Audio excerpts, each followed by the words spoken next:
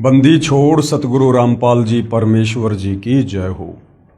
परमपिता परमात्मा सारी सृष्टि के रचनहार, कुल मालिक, असंख्य ब्रह्मांडों के स्वामी, जगत गुरु, तीनों लोकों में प्रवेश करके सबका धारण पोषण करने वाले राजाधिराज, आत्माधार, नाथों के नाथ, देवों के देव महादेव, सर्वेश्वर, महेश्वर, मृत्युंजय, अजरो अमर, आदि अनादि, सनातनी प्रभु, जगत पिता जगदीश्वर, श्री श्री 1008 की उपाधि के वास्तविक अधिकारी, अकाल मूरत सौद स्वरूपी राम वासुदेव, सर्वगतम ब्रह्म, परम पूज्य, प्रथम पूज्य, परम संत, परम पुरुष, परम धनी, परम दयालु, सत्य कबीर, हक्का कबीर, अल्लाहु कबीर, अल्लाहु अकबर, बाखबर, अल्लाह ताला, जगत के तारणहार, जगत के मुक्तिदाता, जगत के जगन्नाथ, हारे के सहारे, हिंदुओं के राम, मुसलमानों के अल्लाह, सिखों के वाहिगुरु, ईसाइयों के मसीह, दया के सागर दयानिधि, करुणा के सागर करुणानिधि, स्वयंभू परिभू, संकट मोचन, कष्ट हरण, मंगल करण, दुख भंजन, अविगत कबीर, निर्विकार निर्विषम परमात्मा, अलय अलेख सतगुरु, आदि अनादि सतगुरु, असली मर्यादा पुरुषोत्तम, असली राम, असली कृष्ण, असली घनश्याम, असली मुरारी, राजाओं के राजा, महाराजाओं के महाराजा, शहंशाहों के शहंशाह, सम्राटों के सम्राट, भगवानों के भगवान, अल्लाहों के अल्लाह, प्रभुओं के प्रभु, मसीहों के मसीह, सच्चे वाहिगुरु, बाबाओं के बाबा, पीरों के पीर, सेठों के सेठ, जगत सेठ, साड़सा सेठ, सर्वगुण संपन्न, अनंत कोटि कलाओं के स्वामी, अनंत कोटि ब्रह्मांडों के नायक, योगियों में महायोगी, ध्यानियों में महाध्यानी, सिद्धों में परम सिद्ध, ज्ञानियों में तत्व ज्ञानी, ब्रह्म ज्ञानी, महाज्ञानी, परम ज्ञानी, सर्वश्रेष्ठ ज्ञानी, विज्ञानी, युवा कबीर, समर्थ कबीर, असमवात, अमित ओजा, सच्चे रहनुमा, करीम अल्लाह, सुभान अल्लाह, दुनिया के अंतिम पैगंबर, 8 सितंबर 1951 से गांव धनाना, जिला सोनीपत, हरियाणा, भारतवर्ष की पावन भूमि पे प्रकट, रियल कल की भगवान श्री नारायण साकार हरि, श्री बाबा साहेब, नूर अनंत परमात्मा, सच्चे दरवेश, सच्चे बाखबर, संत श्रोमणी सतगुरु रामपाल जी परमेश्वर जी के चरण कमल में आप और हम सभी भाई बहनों का अनंत कोटि दंडवत प्रणाम। सत्साई भाई और बहनों, बहुत बड़ी दया, बहुत बड़ी मेहर पूज्य गुरुदेव भगवान की, परमेश्वर रामपाल जी की, जिनके विशेष आशीर्वाद से उन्हीं के द्वारा लिखित पवित्र पुस्तक ज्ञान गंगा के ऊपर वीडियो बनाने की श्रृंखला जारी है। इसी श्रृंखला में आज हमारा ये 10वें नंबर का वीडियो है। प्रत्येक वीडियो को देखकर हमें अध्यात्म के विषय में बहुत ही गहन जानकारियां प्राप्त हुई है, क्योंकि जो पवित्र पुस्तक ज्ञान गंगा सतगुरु रामपाल जी ने लिखी है, ये पुस्तक सर्व धर्मों के, सर्व पवित्र धर्मशास्त्रों के ज्ञान से प्रमाणित है। इस पवित्र पुस्तक ज्ञान गंगा के सत ज्ञान में, तत्व ज्ञान में, सूक्ष्म ज्ञान में किसी भी धर्म का कोई भी धर्मगुरु सुई की नोक रखने जितनी भी त्रुटि निकालने में सक्षम नहीं है।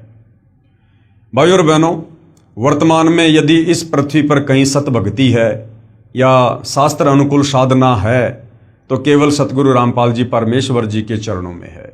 बाकी दुनिया शास्त्र विरुद्ध साधना ही कर रही है, जिस शास्त्र विरुद्ध साधना को करने के चलते हमें किसी प्रकार का कोई भी आध्यात्मिक लाभ प्राप्त नहीं हो सकता। बहुत सारे भाई बहनों के मन में शंका होगी कि वे लाभ प्राप्त क्यों नहीं हो सकता। हम तो सदियों से ब्रह्मा विष्णु महेश की परंपरागत पूजा करते आ रहे हैं। हम तो मंदिर में जाते हैं, मस्जिद में जाते हैं, चर्च में जाते हैं, गुरुद्वारे में जाते हैं, कावड़ लेकर आते हैं, मज़ारों पर चद्दर चढ़ाते हैं और हमें तो हर प्रकार के लाभ हो रहे हैं। हमारे काम धंधे बहुत बढ़िया चल रहे हैं, दिन दोगुनी रात चौगुनी, हम व्यापार में उन्नति कर रहे हैं, हमारे बच्चे विदेशों में पढ़ रहे हैं, बड़ी बड़ी जॉब लग गए हैं, हमने बड़े बड़े मकान बना लिए हैं, हम बहुत जो है सुखी हैं।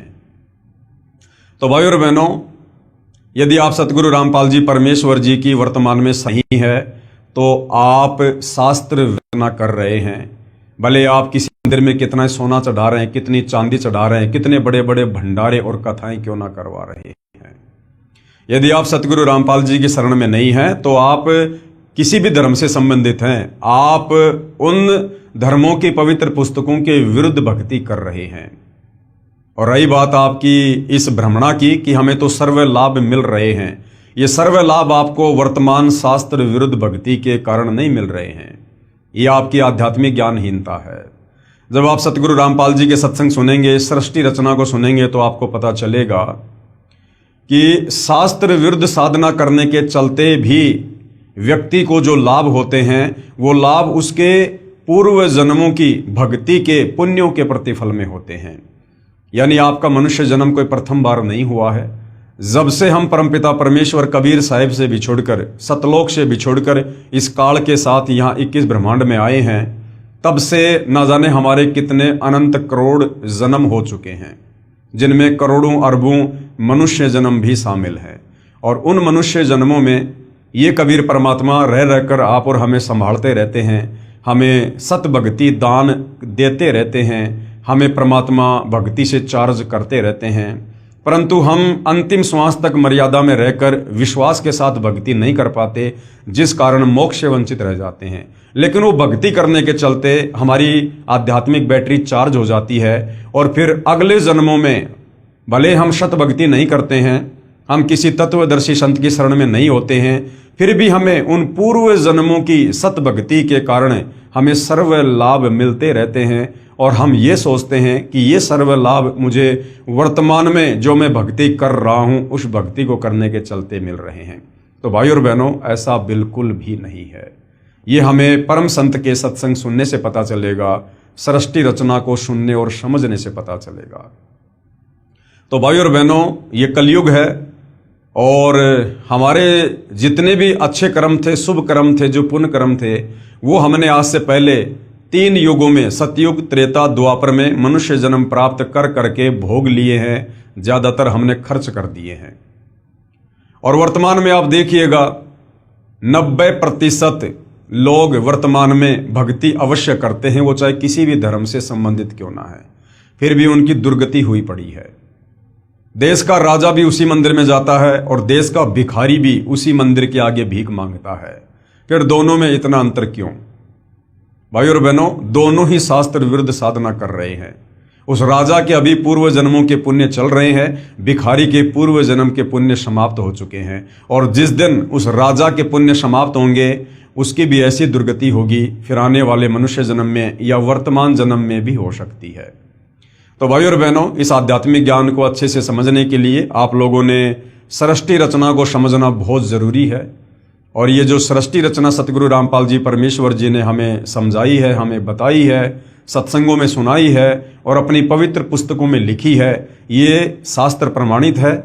इसमें किसी भी प्रकार की मीन मेख कोई भी नहीं निकाल सकता है। हाँ ठीक है, अपनी अज्ञानता और नादानी के चलते भले हम स्वीकार ना करें, परंतु सत्य सत्य ही होता है। तो भाई और बहनों, यदि आप आगे सत भक्ति रूपी चार्जर लगाना चाहते हैं और आने वाले समय में, क्योंकि आने वाला समय युग परिवर्तन का है और जब जब युग परिवर्तन होता है तब तब महाविनाश होता है, अच्छे अच्छे लोगों की जबरदस्त दुर्गति होती है। हम मई 2026 में जी रहे हैं और 2028 युग परिवर्तन का निर्धारित समय है। आने वाले 1.5 वर्षों में क्या से क्या होगा, शायद आप और हमने इसकी कल्पना भी नहीं की होगी। तो यदि आप युग परिवर्तन के दौरान उत्पन्न होने वाली समस्याओं से बचना चाहते हैं, अपने परिवार को बचाना चाहते हैं, तो सतगुरु रामपाल जी की शरण ही एकमात्र विकल्प है। और उसके लिए आपने पहले उनके ज्ञान को अच्छे से समझना होगा, सृष्टि रचना को समझना होगा, उनसे उपदेश प्राप्त करके मर्यादा में रह के भक्ति शुरू करनी होगी, तब आपका बचाव संभव है। तो भाई और बहनों, सतगुरु रामपाल जी से जुड़ने के लिए सबसे पहले ज्ञान समझना अति आवश्यक है और इस दिशा में हम सृष्टि रचना को समझ रहे हैं। सृष्टि रचना पर आज हमारा ये 4थे नंबर का वीडियो है और प्रत्येक वीडियो में हमने सृष्टि रचना के विषय में बहुत कुछ जाना है, बहुत कुछ समझा है। तो सृष्टि रचना की शुरुआत जब हमने की थी तो उसमें पूज्य गुरुदेव भगवान ने बताया कि सर्वप्रथम एक अनामी लोक था, जिसको अनामे लोक भी कहते हैं, जिसको अकय लोक भी कहते हैं। और उस अनामी लोक में, उस अकय लोक में कबीर परमात्मा जी अकेले ही रहा करते थे और कहीं कोई रचना नहीं थी। उसके बाद कबीर परमात्मा, जिनको सत्य पुरुष भी कहते हैं, अकाल मूर्त भी कहते हैं, शब्द स्वरूपी राम भी कहते हैं, ये उनके उपमात्मक नाम हैं। उस कबीर परमेश्वर ने एक विचार किया और नीचे के 3 अविनाशी लोकों की रचना की, अपनी वचन शक्ति से, अपनी शब्द शक्ति से। अनामी लोक से नीचे कबीर परमात्मा जी ने अगम लोक की रचना की, उसके बाद अलख लोक की रचना की, उसके बाद सतलोक की रचना की। और इन तीनों लोकों में यानी अनामी लोक से नीचे जो तीन लोक हैं, अगम लोक, अलख लोक और सतलोक, इन तीनों लोकों में कबीर परमेश्वर अपना रूपांतरण करके खुद ही विराजमान होते हैं। उसके बाद सर्वप्रथम कबीर परमेश्वर जी ने सतलोक में सृष्टि की रचना करनी चाहिए। उसके लिए परमात्मा ने सबसे पहले अपने एक वचन से 16 द्वीपों की रचना की। उसके बाद अपने 16 शब्दों से, 16 वचनों से अपने 16 पुत्रों की रचना की और अपने प्रत्येक पुत्र को एक एक द्वीप में रहने का आदेश दिया। उसके बाद कबीर परमेश्वर जी ने अपने 12वें नंबर के पुत्र अचिंत से कहा कि बेटा अब आगे सतलोक में आप सृष्टि की रचना करो, मैं आपको वचन शक्ति देता हूं। अचिंत ने सृष्टि रचना में सहयोग के लिए एक आत्मा उत्पन्न की जिसको अक्षर पुरुष कहा जाता है, जिसको परब्रह्म भी कहा जाता है। वो अक्षर पुरुष सतलोक में बने एक मानसरोवर में जाकर सो गया और निंद्रा आ गई। काफी युगों तक वो निंद्रा से बाहर नहीं आया। अचिंत ने कबीर परमात्मा जी से प्रार्थना की कि परमात्मा, अक्षर पुरुष मानसरोवर में जाकर सो गया है, मेरी लाख कोशिशों के बावजूद भी वो बाहर नहीं आ रहा है और सृष्टि नहीं रची जा रही।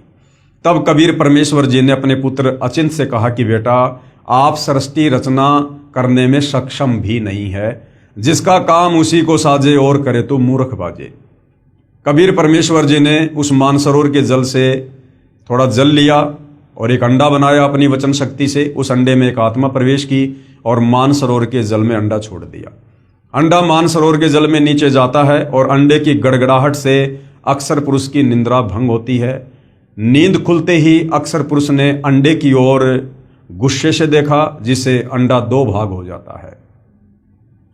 जिसमें से जो आत्मा निकलती है उसको क्षर पुरुष का नाम दिया गया, उसको ज्योति निरंजन का नाम दिया गया। आगे चलकर वो काल कहलाया। कबीर परमेश्वर ने आकाशवाणी की कि ज्योति निरंजन और अक्षर पुरुष तुम दोनों बाहर आओ। दोनों आत्मा मानसरोवर से बाहर आती हैं। कबीर परमेश्वर के आदेश अनुसार वो दोनों आत्मा अचिंत के लोक में रहती हैं। काफी समय उपरांत क्षर पुरुष यानी ज्योति निरंजन के मन में ये विचार आया कि हमारे बाकी जो 15 भाई हैं वो सभी अलग अलग द्वीपों में रहते हैं और हम तीनों भाई एक ही द्वीप में रहते हैं।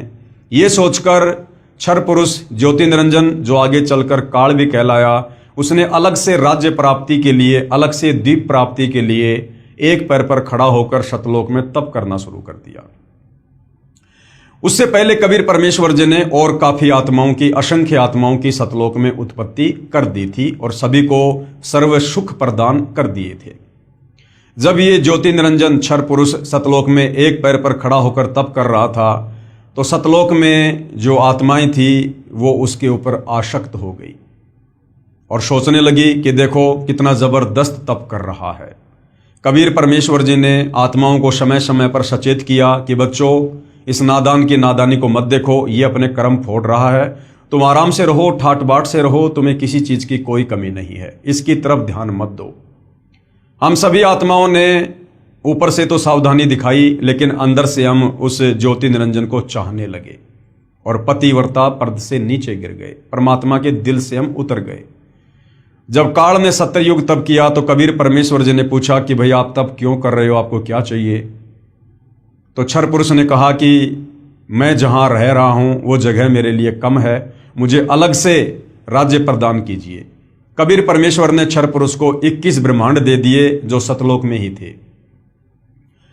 उसके बाद क्षर पुरुष ने फिर से सत्ययुग तप किया, ये सोचकर कि खाली पलाट का क्या करूंगा, इनमें कुछ रचना भी करनी चाहिए और रचना सामग्री कबीर परमात्मा के ही पास है। तो रचना सामग्री प्राप्त करने के लिए सत्ययुग फिर तप किया। फिर कबीर परमेश्वर जी ने पूछा तो क्षर पुरुष ने कहा कि मुझे सृष्टि रचना के लिए सामग्री चाहिए। कबीर परमेश्वर ने उसे 3 गुण, रजगुण, सतगुण, तमगुण और 5 तत्व, पृथ्वी, अग्नि, जल, वायु, आकाश, ये जो उस समय सतलोक में कबीर परमेश्वर जी के 16 पुत्रों में से सबसे बड़े पुत्र कूरम के मुकुट में थे, सूक्ष्म रूप में थे, कबीर परमेश्वर जी ने काल को उपलब्ध करवा दिए। उसके बाद इस क्षर पुरुष ने सोचा कि अब मैंने बहुत सारी रचना भी कर ली है, लेकिन मेरे अकेले का दिल नहीं लग रहा, मुझे कुछ आत्मा चाहिए। ये सोचकर उसने 64 युग फिर तप किया। जब 64 युग तप कर लिया तो कबीर परमेश्वर जी ने पूछा कि भाई क्षर पुरुष, अब आपको क्या चाहिए? जो आपको चाहिए था मैंने आपको सब कुछ दे दिया। तो क्षर पुरुष ने कहा कि पिताजी, मुझे कुछ आत्मा दे दो, मेरा अकेले का मन नहीं लगता है। तो कबीर परमेश्वर जी ने कहा कि भाई देखो, आत्मा मैं आपको किसी भी कीमत पर नहीं दे सकता, ये मेरे अंश हैं, मेरे वचन से उत्पन्न हैं, मेरे बच्चे हैं, और आपको कुछ चाहिए तो आप ले सकते हो। लेकिन भाइयों और बहनों, हम अपने कबीर परमेश्वर जी से दिल हटाकर इस काल के ऊपर हम दिल लगा चुके थे, इसलिए हम पतिव्रता पद से नीचे गिर चुके थे। तो कबीर परमेश्वर जी ने कहा कि भाई क्षर पुरुष, अगर कोई अपनी मर्जी से तेरे साथ जाना चाहता है तो मैं भेज सकता हूं। तो कबीर परमात्मा और क्षर पुरुष दोनों हम सभी आत्माओं के पास आए, और कबीर परमेश्वर जी ने कहा कि भाई कौन कौन आत्मा है जो इस क्षर पुरुष के साथ इसके 21 ब्रह्मांडों में जाना चाहती है, क्योंकि परमात्मा ने उसको प्रथम बार उसके 70 युग वाले तप के बदले में 21 ब्रह्मांड दिए थे। काफी देर तक सन्नाटा छाया रहा, किसी ने भी हाथ खड़ा नहीं किया। अंत में एक आत्मा ने दुस्साहस किया और हाथ खड़ा किया कि पिताजी, मैं इसके साथ जाना चाहता हूं। उसके बाद देखा सभी आत्माओं ने हाथ खड़े कर दिए। आज जितनी भी आत्माएं, आप और हम सभी, वो चाहे ब्रह्मा विष्णु महेश हैं, चाहे देवी देवता हैं, चाहे लख 84 योनि में गधे कुत्ते सूअर हैं, हम सभी आत्माओं ने जो आज काल के 21 ब्रह्मांडों में फंसे पड़े हैं, हम सभी ने देखा हाथ खड़े कर दिए। कबीर परमेश्वर जी ने क्षर पुरुष से कहा कि भाई ठीक है, आप अपने 21 ब्रह्मांडों में जाओ, जिन जिन आत्माओं ने आपके साथ जाने की स्वीकृति दी है उनको मैं अपने हिसाब से आपके पास भेज दूंगा। ज्योति निरंजन यानी क्षर पुरुष, जो आगे चलकर काल कहलाया, अपने 21 ब्रह्मांडों में चला गया। पीछे से कबीर परमेश्वर जी ने सर्वप्रथम हाथ खड़ा करने वाली आत्मा को एक सुंदर युवा लड़की बनाया और अपने पुत्र सहजदास से कहा कि बेटा, आप जाकर इसको ज्योति निरंजन के पास छोड़कर आ जाओ। सहजदास जी ने अपने पिता की आज्ञा पाकर और उस युवा लड़की को, जिसको आगे चलकर दुर्गा भी कहा गया, गीता में जिसको प्रकृति भी कहा गया है, जिसको अष्टंगी 8 भुजा वाली भी कहा गया है, उसे ज्योति निरंजन के पास छोड़ दिया और कहा कि पिताजी ने इसको शब्द शक्ति दे रखी है, आप जितनी आत्मा चाहोगे ये अपने वचन से उत्पन्न कर देगी। सहजदास वापस आ गया। लड़की का युवा शरीर देखकर, रूप रंग निखरा हुआ देखकर और ज्योति निरंजन क्षर पुरुष के मन में दोष उत्पन्न हुआ। उसने उस दुर्गा के साथ में जबरदस्ती करने का प्रयास किया, बलात्कार करने का प्रयास किया। दुर्गा ने बहुत समझाया कि भाई देखो, हम दोनों एक ही पिता की संतान हैं, हम दोनों भाई बहन हैं, आप मेरे बड़े भाई हो, आपकी उत्पत्ति पहले अंडे से हुई है, बाद में मेरी उत्पत्ति उसी परमात्मा ने अपने वचन से की है। आप मेरे बड़े भाई हो, मैं आपकी छोटी बहन हूँ, और भाई बहन का ये शारीरिक मिलन, ये मैथुन कर्म, ये महापाप का कारण बनेगा। लेकिन विषय वासनाओं के वशीभूत होने के कारण क्षर पुरुष ने उसकी एक नहीं सुनी और जबरदस्ती करने का प्रयास किया। तो दुर्गा ने सूक्ष्म रूप बनाकर उसके मुख के माध्यम से उसके पेट में जाकर शरण ली और पेट में जाकर दुर्गा ने अपने पिताजी कबीर भगवान से अर्ज की, प्रार्थना की कि हे पिता, मेरी रक्षा करो। कबीर परमेश्वर वहां अपने पुत्र जोगजित का रूप बनाकर जाते हैं और दुर्गा को उसके पेट से बाहर निकालते हैं और उसके बाद क्षर पुरुष यानी ज्योति निरंजन को श्राप देते हैं कि आज के बाद तेरा नाम काल होगा और तू प्रतिदिन 1 लाख मानव शरीरधारी आत्माओं का भक्षण किया करेगा, आहार किया करेगा। और आज अभी इसी समय तुझे सतलोक से 16 शंख कोश की दूरी पर निष्कासित किया जाता है। ये कहते ही इस क्षर पुरुष के 21 ब्रह्मांड दुर्गा सहित और दुर्गा के अंदर जितने भी आत्माएं प्रवेश थी, विमान की तरह चल पड़ा और सतलोक से 16 शंख कोश की दूरी पर आकर रुक गया। हालांकि बीच में थोड़ा सा प्रकरण आता है कि जब ये 21 ब्रह्मांड विमान की तरह सतलोक से बाहर जा रहे थे तो बाहर सीमा पर सहजदास का लोक आता है।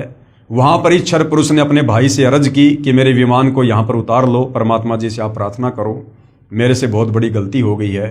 जब सहजदास जी ने कबीर परमेश्वर जी से आज्ञा लेनी चाहिए तो कबीर परमात्मा ने मना कर दिया कि अगर उसको रोका तो मेरे से फिर बुरा कोई नहीं होगा। यानी परमेश्वर ने कहा कि मैं मन कर्म वचन से कहता हूं, उसको यहां से बाहर निष्कासित कर दो। सहजदास ने कहा कि भैया मेरे बस की बात नहीं है, पिताजी ने मना कर दिया है। और सतलोक से 16 संकोश की दूरी पर इस काल के 21 ब्रह्मांड आकर स्थिर हो गए परमेश्वर की वचन शक्ति से, जिसको हम गुरुत्वाकर्षण शक्ति कहते हैं। उसके बाद भाई और बहनों, इस काल ने, क्षर पुरुष ने, ज्योति निरंजन ने दुर्गा के साथ में मनमानी करनी चाहिए और कहा कि अब मेरा कौन क्या बिगाड़ेगा, अब जो मन में आएगा वो मैं करूंगा, मुझे जो सजा मिलनी थी वो पिताजी ने दे दी है। दुर्गा ने फिर समझाया, बहुत कोशिश की, लेकिन ये नहीं माना। अंत में इसने दुर्गा के साथ में पति पत्नी व्यवहार किया और 3 पुत्रों की रचना की, ब्रह्मा की, विष्णु की और शंकर जी की। और अपने तीनों बेटों को एक एक गुण से युक्त कर दिया। रजगुण से ब्रह्मा जी को, सतगुण से विष्णु जी को, तमगुण से शंकर जी को। तीनों पुत्रों की उत्पत्ति करके ब्रह्मा जी को कमल के फूल के ऊपर बैठाकर अचेत कर दिया, विष्णु जी को शेषनाग की सैया के ऊपर लिटाकर अचेत कर दिया और शंकर जी को कैलाश पर्वत पर बैठाकर अचेत कर दिया। और दुर्गा से कहा कि दुर्गा, अब आज के बाद मैं प्रतिज्ञा करता हूं कि मैं किसी को भी अपने वास्तविक काल रूप में दर्शन नहीं दूंगा, क्योंकि मुझे परमात्मा जी ने श्राप दिया है। मुझे प्रतिदिन 1 लाख मानव शरीरधारी आत्माओं को खाना पड़ेगा। अगर मेरे इस दुष्कर्म का संसार में आत्माओं को पता चल गया तो फिर कोई भी मेरी पूजा नहीं करेगा और सब लोग यहां से बाहर निकलने का प्रयास करेंगे जब कभी कबीर परमात्मा इस लोक में ज्ञान समझाने आएंगे। तो काल ने एक अटल प्रतिज्ञा कर ली कि आज के बाद मैं अपने वास्तविक रूप में किसी को दर्शन नहीं दूंगा। और दुर्गा, अब आप इन तीनों बेटों के माध्यम से मेरे भोजन की व्यवस्था करो, सृष्टि की उत्पत्ति करो। दुर्गा ने काल का आदेश प्राप्त करके और अपने तीनों पुत्रों को सचेत कर दिया, आपस में उनको इकट्ठा कर दिया। उसके बाद में काल के आदेश से दुर्गा ने समुद्र मंथन के दौरान ब्रह्मा जी को 4 वेद दिए। जब ब्रह्मा जी ने वेदों को पढ़ा तो वेदों से पता चला कि कोई ब्रह्म है जो साकार है, सशरीर है, तेजोमय शरीर है और साधना करने से वो मिलता है। उससे पहले दुर्गा कहा करती थी कि पुत्रों, मैं तुम्हारी माँ हूं, मैं तुम्हारा पिता हूं। लेकिन जब ब्रह्मा जी ने वेद पढ़े और वेदों में पढ़ा कि कोई परमात्मा अलग है, तो ब्रह्मा जी ने कहा कि माँ, वेदों में तो लिखा है कि ब्रह्म कोई और है, आप कह रही हो कि ब्रह्म मैं ही हूं, मैं तुम्हारी माँ हूं, मैं तुम्हारा पिता हूं। तो दुर्गा ने सच बताना पड़ा और दुर्गा ने कहा कि बेटा, तुम्हारा पिता है लेकिन वो तुम्हें दर्शन नहीं देगा। ये बात सुनकर ब्रह्मा जी को अपनी माता की बातों पर अविश्वास हो गया और ब्रह्मा ने सोचा कि मैं अपने पिता के दर्शन करूंगा। ये सोचकर ब्रह्मा जी उत्तर दिशा की ओर चल दिए, जहां पर अंधेरा ही अंधेरा था। जाने से पहले दुर्गा ने कहा कि बेटा, अगर तुझे तेरे पिता ब्रह्म ने दर्शन नहीं दिए तो तू क्या करेगा? ब्रह्मा ने कहा कि मैं आपको अपनी शक्ल नहीं दिखाऊंगा। 4 युग तक ब्रह्मा जी ने ध्यान लगाया, परंतु काल यानी ब्रह्म ने उसको दर्शन नहीं दिए। उधर से काल ब्रह्म ने आकाशवाणी की कि दुर्गा, सृष्टि क्यों नहीं रची जा रही है? तो दुर्गा ने कहा कि आपका बड़ा बेटा ब्रह्मा आपकी खोज करने के लिए गया हुआ है। तो ब्रह्म ने कहा, यानी काल ने कहा कि उस ब्रह्मा को वापस बुलाओ, मैं दर्शन नहीं दूंगा। दुर्गा ने अपनी शब्द शक्ति से गायत्री नाम की एक लड़की उत्पन्न की और कहा कि अपने भाई ब्रह्मा को लेकर आओ किसी भी प्रकार से। गायत्री चली जाती है। ब्रह्मा जी समाधि में थे। गायत्री ने ध्यान से दुर्गा से जब बातचीत की, संवाद किया, तो दुर्गा ने कहा कि आप उसके पैर को हाथ लगाओ, उसके चरणों को स्पर्श करो। गायत्री ने ऐसा ही किया और ब्रह्मा जी का ध्यान भंग हुआ। ब्रह्मा जी ने कहा कि तू कौन उल्टा है जिसने मेरी समाधि भंग कर दी, मेरा ध्यान भंग कर दिया, मैं तुझे श्राप दूंगा। तो गायत्री ने कहा कि श्राप बाद में देना, पहले मेरी बात सुन लो। मुझे माता ने भेजा है तुम्हें वापस लाने के लिए, क्योंकि तुम्हारे बिना सृष्टि नहीं रची जा रही है। तो ब्रह्मा ने कहा कि भाई गायत्री, मैं वापस कैसे चलूं? मुझे पिताजी के दर्शन नहीं हुए और मैं तो प्रतिज्ञा करके आया था कि जब तक पिताजी के दर्शन नहीं होंगे मैं अपना मुंह नहीं दिखाऊंगा। गायत्री की मजबूरी थी ब्रह्मा को वापस लेकर जाना। तो गायत्री ने कहा कि आपको तो चलना पड़ेगा। तो ब्रह्मा जी ने कहा कि एक शर्त पर चल सकता हूं, यदि आप मेरी झूठी गवाही दे दो कि हाँ, मेरे सामने ब्रह्मा को इसके पिता ने दर्शन दिए। गायत्री ने कहा कि मैं झूठी गवाह नहीं दे सकती तो मैं नहीं चलूंगा। लेकिन गायत्री की मजबूरी थी। गायत्री ने सोचा कि अगर कल को मेरी बात झूठी हो गई तो मैं अकेली जो है माता के दंड का भागी बनूंगी। तो क्यों ना इस ब्रह्मा को भी बराबर का भागीदार बनाया जाए। गायत्री ने एक ऐसी शर्त रखी कि आपको मेरे साथ में शारीरिक संबंध बनाने पड़ेंगे, रति क्रिया करनी पड़ेगी, तब मैं आपकी झूठी गवाही दूंगी। ब्रह्मा जी की मजबूरी थी और दोनों ने वो कर्म किया। उसके बाद गायत्री ने सोचा क्यों ना एक गवाह और बनाया जाए। तो ब्रह्मा से बात करने के बाद में, ब्रह्मा की सहमति के बाद में, गायत्री ने अपने वचन से एक पोहपति नाम की लड़की उत्पन्न की और उसको भी यही कहा कि आप ऐसे ऐसे गवाही दो। तो पोहपति ने कहा कि मैं झूठी गवाही नहीं दूंगी, हाँ यदि ब्रह्मा मेरे साथ में शारीरिक संबंध बनाए तो मैं झूठी गवाही दे सकती हूँ। उसके बाद पोहपति के साथ ब्रह्मा जी ने शारीरिक संबंध बनाए और ब्रह्मा जी ने दोनों को बता दिया था, यदि माता जी पूछे कि तुम्हारा पिता कैसा है, दिखने में कैसा है, तो वेदों में वर्णित परमेश्वर की व्याख्या ब्रह्मा जी ने पहले ही उनको बता दी कि ऐसे कह देना कि परमात्मा मानव सदृश है, नर रूप है, तेजोमय शरीर है। और तीनों दुर्गा के पास में जाते हैं। दुर्गा ने कहा कि बेटा तुझे तेरे पिता ने दर्शन दिए? तो ब्रह्मा जी ने कहा कि हाँ मुझे मेरे पिता के दर्शन हुए। दुर्गा ने कहा कि कोई प्रमाण दो, कोई सबूत दो, कोई गवाह बताओ। तो ब्रह्मा ने कहा कि इन दोनों के सामने मुझे पिता ने दर्शन दिए। जब दुर्गा ने उन दोनों से जानना चाहा तो दोनों ने कहा कि हाँ हमारे सामने दर्शन दिए। उधर से दुर्गा ने सोचा कि ब्रह्म यानी काल मुझे तो कह रहा था कि मैं किसी को दर्शन नहीं दूंगा और ये कह रहे हैं कि मुझे दर्शन दे दिए। वो थोड़ी सी नाराज हुई और उसने ध्यान लगाया तो काल ने आकाशवाणी की कि दुर्गा ये तीनों झूठ बोल रहे हैं, मैंने इनको किसी प्रकार से कोई दर्शन नहीं दिए। यह आकाशवाणी सभी ने सुनी, सबके सिर नीचे हो गए और उसके बाद में दुर्गा ने ब्रह्मा यानी अपने बड़े बेटे को श्राप दिया कि जग में तेरी पूजा नहीं होगी और तेरे वंशज यानी ब्राह्मण धर्मगुरु जो वेदों को पढ़ेंगे, वेदों को ना समझकर आगे लोगों को ज्ञान देंगे, गुमराह करेंगे, वो भी तेरे जैसे झूठे होंगे, पाखंडी होंगे। दुनिया को गुमराह करना उनका परमो धर्म होगा। उसके बाद में दुर्गा ने अपने दूसरे नंबर के बेटे विष्णु से कहा कि बेटा आप भी अपने पिता के दर्शन कर लो, कहीं बाद में फिर आप जी बीच में समाधि लगा के बैठ जाओगे। तो विष्णु जी भी अपने पिता के दर्शन के लिए पाताल लोक में चल दिया। पाताल लोक में शेषनाग था। शेषनाग ने देखा कि मेरे लोक में ये मेरी अनुमति के बिना कौन बेधड़क आ रहा है।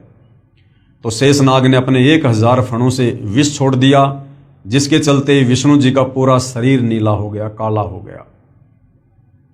विष्णु जी ने जैसे ही उसके साथ युद्ध करना चाहा तो काल ने आकाशवाणी की कि बेटा इसका बदला मैं तुझे द्वापर युग में दूंगा। तो श्री कृष्ण रूप में जाएगा और ये काली दह में कालेंद्री नाम का नाग होगा, उस समय मैं तुझे इसका बदला दूंगा। विष्णु जी वापस आ गए, अपनी माँ को आके सब कुछ सच सच बता दिया कि मुझे मेरे पिता के दर्शन नहीं हुए। दुर्गा बड़ी प्रसन्न हुई और कहा बेटा तू सतवादी होगा और जग में तेरी पूजा होगी। उसके बाद में अपने तीसरे पुत्र शंकर जी को भी दुर्गा ने कहा कि बेटा आप भी अपने पिता के दर्शन करने का प्रयास कर लो, तुम्हारे दोनों भाइयों को तो पिता ने दर्शन दिए नहीं।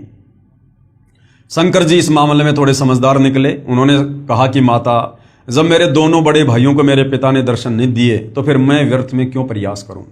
हे माँ मुझे ऐसा वरदान दे दो कि मैं अमर हो जाऊं, कभी ना मरूं।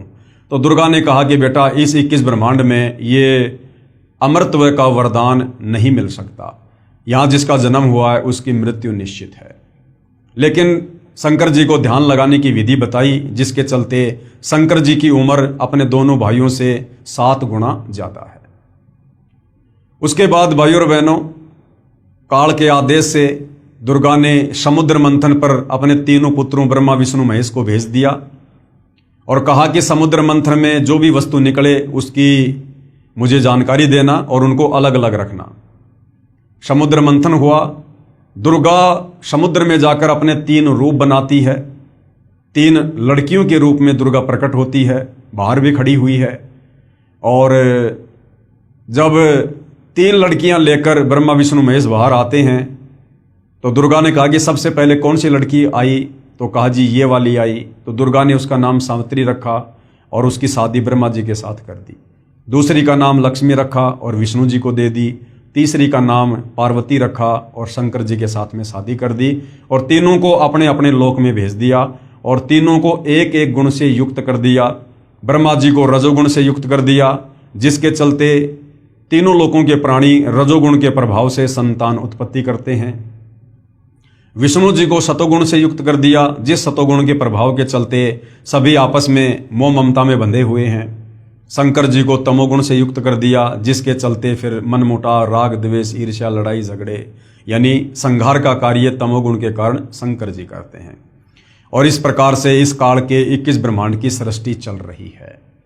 कुल मिला के भाइयों और बहनों बात यह है कि इस काल को प्रतिदिन 1 लाख मानव शरीरधारी स्त्री या पुरुषों के सूक्ष्म शरीर से निकली वासना को खाने का श्राप लगा हुआ है, जिसके चलते ये गुप्त ऊपर 21वें ब्रह्मांड में रहता है, जहां पर इसने तपतशिला बना रखी है, जीवों को भून भून के खाता है और अपने तीनों पुत्रों की ब्रह्मा विष्णु महेश की जो है ड्यूटी लगा रखी है अपने भोजन के लिए, आप और हम मानव शरीरधारी प्राणियों की उत्पत्ति करने की।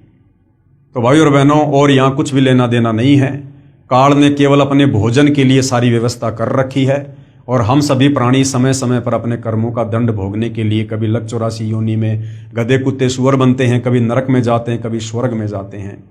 और इसी प्रकार से जन्म मृत्यु का सिलसिला, लक 84 योनियों का सिलसिला, ये लगातार अनंत युगों से चलता आ रहा है। इस काल की चक्की से बाहर निकालने के लिए, इन कष्टों से बाहर निकालने के लिए वो कबीर परमात्मा, सारी सृष्टि का मालिक, सतलोक से चलकर स्वयं ही यहां पर समय समय पर आता है। उसके बाद भाइयों और बहनों, इस काल को 21 ब्रह्मांड सहित बाहर निकालने के बाद सतलोक में जो एक और आत्मा थी, परब्रह्म, जिसको अक्षर पुरुष भी कहते हैं, उस अक्षर पुरुष के मन में आया कि क्षर पुरुष ज्योति निरंजन जो 21 ब्रह्मांड सहित सतलोक से चला गया है, वो बहुत सुख भोग रहा होगा। अक्षर पुरुष उसकी याद में रहने लगा, भक्ति भी करने लगा, लेकिन व्याकुल रहने लगा, चिंतित रहने लगा उस काल की याद में। और भी बहुत सारी आत्माएं जो सतलोक में थी, वो आत्माएं भी ये सोचकर कि काल ब्रह्म के साथ जितनी भी आत्मा उसके 21 ब्रह्मांड में गई हैं, वो तो बड़े सुख भोग रही होंगी, ये सोचकर उनके मन में भी दोष आ गया कि काश हम भी चले जाते तो हम भी ना जाने क्या क्या सुख भोगते। जबकि यहाँ हम लोग गधे कुत्ते सुअर बनकर टट्टी खा रहे हैं, लैट्रिन खा रहे हैं, नरक का कष्ट भोग रहे हैं, जन्म मृत्यु के चक्कर में हैं, अकाल मृत्यु मर रहे हैं, गरीबी में, भिखारीपन में, दारिद्र्य में जी रहे हैं। तो बाकी जितने भी आत्माओं के मन में दोष आया और अक्षर पुरुष के मन में दोष आया, उसके चलते वो भी पतिव्रता पद से नीचे गिर गए। कबीर परमेश्वर ने उनको भी सतलोक से बाहर करना जरूरी था। और फिर ठीक उसी प्रकार से कबीर परमेश्वर जी ने अक्षर पुरुष को यानी परब्रह्म को भी 7 शंख ब्रह्मांड दे दिए। और सर्वप्रथम अक्षर पुरुष के साथ उसके 7 शंख ब्रह्मांडों में जाने के लिए जिस आत्मा ने स्वीकृति दी, उसकी एक युवा लड़की बना दी, जिसका नाम ईश्वरी माया रखा। और बाकी सभी आत्माओं को सूक्ष्म रूप में ईश्वरी माया के अंदर जो है वो प्रवेश करके और अक्षर पुरुष के पास में भिजवा दिया। लेकिन अक्षर पुरुष ने और ईश्वरी माया ने वो गलती नहीं की जो गलती काल और दुर्गा ने सतलोक में की थी, जबरदस्ती शारीरिक संबंध बनाने की। यानी शारीरिक संबंध बनाने का प्रयास किया लेकिन सफल नहीं हो पाए। लेकिन अक्षर पुरुष ने ईश्वरी माया की सहमति से अपने नाखूनों से उसको स्त्री इंद्री लगाई और मैथुन क्रिया की, जिसके चलते अक्षर पुरुष के लोक में जीवों को भूनकर नहीं खाया जाता है, जीवों को जो है वो तपतशिला का कष्ट नहीं दिया जाता है। बाकी सारे के सारे कष्ट जो 21 ब्रह्मांड में है, काल के लोक में है, जैसे जन्म और मृत्यु, लक 84 योनियों का कष्ट, नरक का कष्ट, ये जो का त्यों अक्षर पुरुष के लोक में भी आत्माओं को दिया जाता है। तो भाइयों और बहनों, इस प्रकार से कबीर परमेश्वर जी ने 7 शंख ब्रह्मांड अक्षर पुरुष को और 21 ब्रह्मांड इस काल को देकर सतलोक से निष्कासित किया। उसके बाद रह रहकर कबीर परमेश्वर जी इस काल के 21 ब्रह्मांड में आते हैं, अक्षर पुरुष के 7 शंख ब्रह्मांड में जाते हैं। हम आत्माओं को सतलोक में की गई अपनी गलती सृष्टि रचना सुनाकर याद दिलाते हैं और हमें उनके बंधन से छुड़वाते हैं। जो जो आत्माएं उनके ज्ञान को स्वीकार कर लेती है, उनकी भक्ति स्वीकार कर लेती है और आजीवन मर्यादा में रहकर भक्ति करती है, उन आत्माओं को परमेश्वर वापस सतलोक लेकर जाते हैं। तो भाइयों और बहनों, यहाँ जो सृष्टि रचना चल रही है, जो सतगुरु रामपाल जी ने अपने सत्संगों में सुनाई है और अपनी पवित्र पुस्तकों में लिखी है, इसका समर्थन सर्व धर्मों के सर्व पवित्र धर्मशास्त्र भी कर रहे हैं। और हमने इस पवित्र पुस्तक ज्ञान गंगा में देखा कि मुसलमान धर्म की कुरान शरीफ, तौरेत, जबूर, ईसाइयों की बाइबल, हिंदुओं के 4 वेद और गीता जी, साथ में बहुत सारे महापुरुषों की जो लेखनी से जो ग्रंथ लिखे गए हैं, जिस प्रकार से धर्मदास जी के द्वारा लिखा गया कबीर सागर और दादू जी का दादू ग्रंथ और भी बहुत सारे महापुरुषों के ग्रंथों ने इसी सृष्टि रचना का समर्थन किया है। जो सृष्टि रचना कबीर परमेश्वर 650 साल पहले बनारस के काशी में बताया करते थे, जिस समय उनको अनपढ़ कहकर रिजेक्ट कर दिया गया था, आज उसी सृष्टि रचना को हमारे सर्व धर्मों के धर्मशास्त्र समर्थन दे रहे हैं। तो आज भाइयों और बहनों, सृष्टि रचना का ये लास्ट वीडियो है और आदरणीय गरीबदास जी जो गांव छुड़ानी जिला झज्जर हरियाणा में हुए, जिनको कबीर परमेश्वर जी 10 साल की उम्र में सतलोक से चलकर धरती पर प्रकट होकर जिंदा बाबा के रूप में मिले, उनको अपना ज्ञान समझाया, उनकी आत्मा को शरीर से निकालकर सतलोक ले गए, सतलोक दिखाया, पूरी सृष्टि रचना से वाकिफ कराया और सर्व ब्रह्मांड दिखाए, ब्रह्मा विष्णु महेश के लोग दिखाए, दुर्गा का लोग दिखाया, काल का लोग दिखाया, तपतशिला दिखाई, नरक स्वर्ग सब कुछ दिखाया, उनका ज्ञान योग खोला। और आदरणीय गरीबदास जी ने फिर 5वें वेद सूक्ष्म वेद की रचना की। तो आज कबीर परमेश्वर जी ने जो सृष्टि रचना हमें बताई है, समझाई है, जो समय समय पर चारों युगों में बताते रहते हैं, आदरणीय गरीबदास जी जो लगभग 300 साल पहले गांव छुड़ानी जिला झज्जर हरियाणा में हुए थे, उनके द्वारा लिखित ग्रंथ सदग्रंथ साहिब में, जिसमें 24,000 वाणियां हैं, विश्व की सभी भाषाओं के शब्दों का समावेश है, जिसको सदग्रंथ साहिब भी कहते हैं, 5वां वेद सूक्ष्म वेद भी कहते हैं, उसमें सृष्टि रचना का ज्यों का त्यों प्रमाण है। अब हम पढ़ेंगे, देखेंगे, ताकि हमें पूर्ण विश्वास हो जाए कि सतगुरु रामपाल जी ने हमें जो सृष्टि रचना बताई है वो ज्यों की त्यों है और हमने उस पर विश्वास करना चाहिए और उनसे उपदेश लेकर अपनी आत्मा का कल्याण करवाना चाहिए। आदरणीय गरीबदास साहिब जी की अमृतवाणी में सृष्टि रचना का प्रमाण। आदि रमैणी सदग्रंथ पेज नंबर 690 से 692 तक। आदि रमैणी अदली सारा जादिन होते धुंधुकारा, यानी जब कबीर परमात्मा केवल अनामी लोक में अकेले थे, उस समय और बाकी कहीं कुछ भी नहीं था। ना ये सातसंग ब्रह्मांड थे अक्षर पुरुष के, ना काल के 21 ब्रह्मांड थे, ना नीचे का कोई अगम लोक था, ना कोई अलख लोक था, ना कोई सतलोक था। सत्य पुरुष कीन्या प्रकाशा हम होते तकत कबीर खवाशा। उसके बाद सत्य पुरुष कबीर साहिब ने ही पूरी सारी जो है वो रचना की।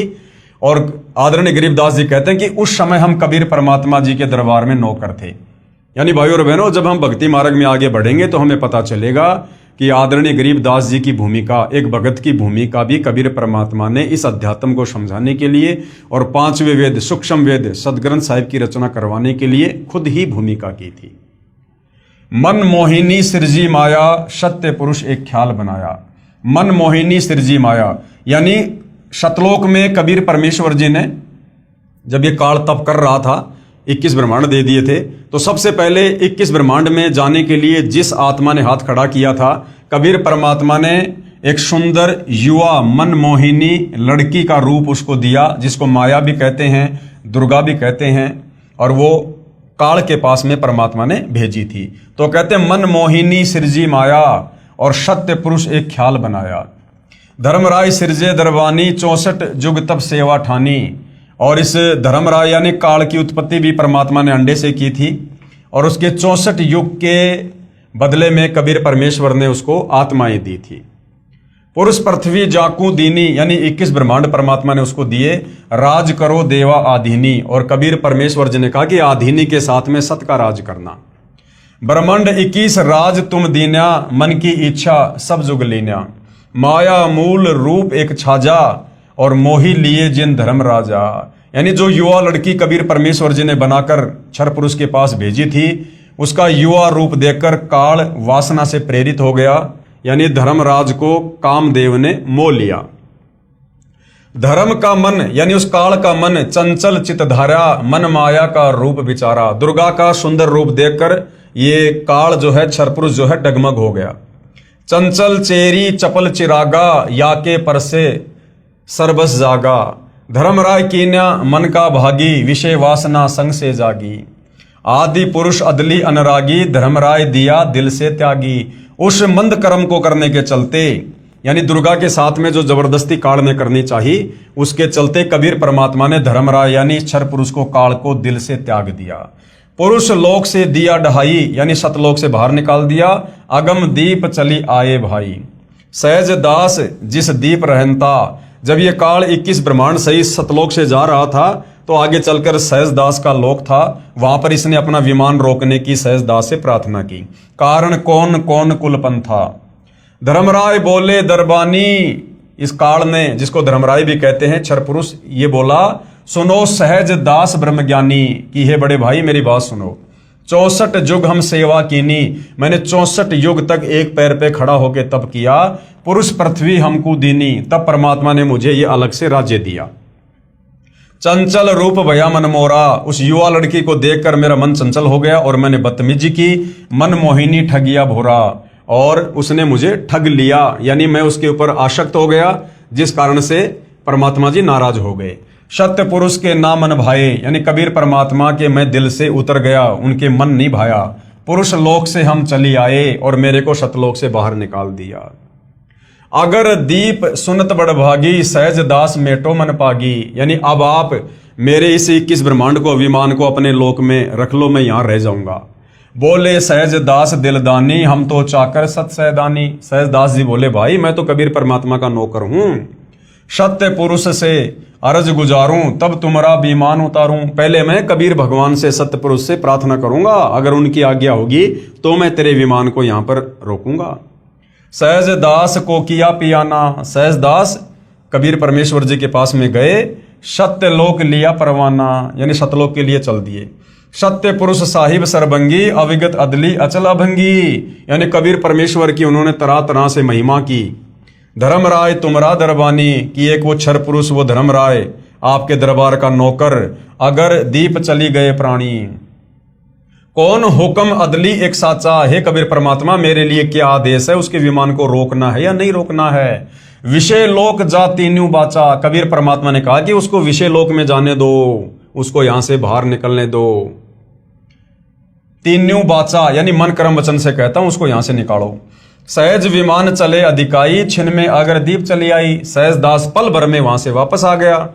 हम तो अर्ज करी अनुरागी, कि भाई ज्योति निरंजन मैंने तो सत्य पुरुष से अर्ज की थी तुम विषय लोक जाओ बड़भागी, लेकिन परमात्मा ने मना कर दिया, तुम विषय लोक में जाओ।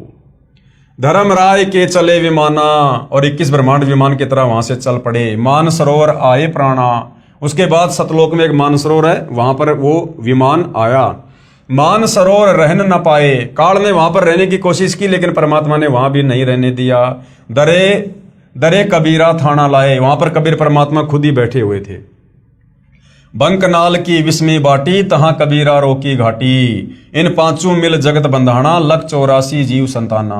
उसके बाद भाई और बहनों आगे की जो सृष्टि है उसका आपको ज्ञान है ही, कि किस प्रकार से इस काल ने अपने भोजन के लिए और दुर्गा से अपने 3 पुत्रों की रचना की, तीनों को एक एक गुण से युक्त कर दिया, और हम जीवों की उत्पत्ति और संहार करवा के किस प्रकार से ये काल अपनी 21 ब्रह्मांड की सृष्टि चला रहा है। तो कहते हैं इन पांचों मिल जगत बंधाना, इन पांचों यानी काल, दुर्गा और तीनों इनके बेटे ब्रह्मा विष्णु महेश, इन पांचों ने मिलकर पूरे संसार को मूर्ख बना रखा है, सबको कर्म बंधन में लख 84 में जन्म मरण में बांध रखा है। इन पांचों मिल जगत बंधाना, लख 84 जीव संताना, लख 84 में जीवों को यातना दे रहे हैं। ब्रह्मा विष्णु महेश और माया धर्मराय का राज पठाया। ये ब्रह्मा विष्णु और महेश और इनकी माता माया, ये दुर्गा, ये चारों मिलकर ये धर्मराय यानी काल के राज्य को चला रहे हैं। यो खोकापुर झूठी बाजी, ये काल का 21 ब्रह्मांड, इसको खोकापुर कहा गया है। और भिस्त बैकुंठ दगासी साजी, और इसने जो नरक सुरक बना रखे ना केवल हमारे को धोखा देने के लिए। कृत्रिम जीव बुलाने भाई, निज घर की तो खबर न पाई, और हमारे को एक कृत्रिम जीव बना दिया, आत्माओं के ऊपर ये चोला लगा के हमारे को जन्मने और मरने वाले जीवों की संज्ञा में ला के खड़ा कर दिया। और निज घर की तो खबर न पाई, और हमारा जो वास्तव में जो घर है सतलोक, उसकी अब किसी को खबर नहीं लगने देता कि तुम कहां से आए थे, क्यों आए थे, क्या तुमने गलती करी थी जिस कारण से तुम यहां पर फंसे पड़े हो, इसकी खबर नहीं लगने दे रहा। 1.25 लाख उपजे नित हंसा, 1.25 लाख जीवों की उत्पत्ति दुर्गा काल के लिए रोजाना करती है। 1 लाख विनसे नित हंसा, और 1 लाख को ये काल रोजाना खाता है। उत्पत्ति खपती प्रलय केरी, हर शोक जोरा जमजेरी, यानी जन्म मरण और ये दुख, ये सारे यहाँ पर काल के जो कष्ट हैं वो दिए जा रहे हैं। पांचों तत्व हैं प्रलय माही, सतगुण रजगुण तमगुण झाई। आठों अंग मिली है माया, पिंड ब्रह्मंड सकल भरमाया। या में सुरती शब्द की डोरी, पिंड ब्रह्मंड लगी है खोरी। श्वासा पारस मन गए राखो, खोले कपाट अमीर चाखो।